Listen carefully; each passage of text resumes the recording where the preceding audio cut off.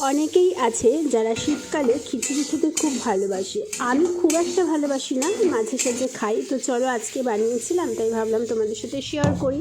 মুগ ডালটা হালকা ভেজে নিয়ে গোবিন্দভোগ চালের সাথে একসাথে ধুয়ে রেখে দিয়েছি সাইড করে। আর এদিকে সর্ষের তেলের মধ্যে জিরে আদা, কাঁচা লঙ্কা, টমেটোর পেস্ট দিয়ে দিলাম।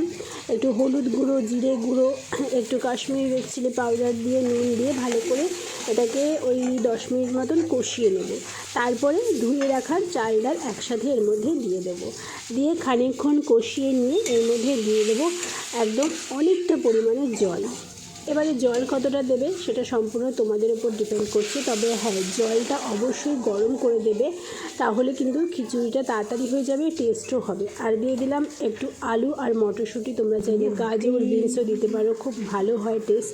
তারপরে চাল ডাল সেদ্ধ হয়ে যাওয়ার পরে একটু চিনি, একটু ঘি দিয়ে দিলাম, ব্যাস খিচুড়ি রেডি।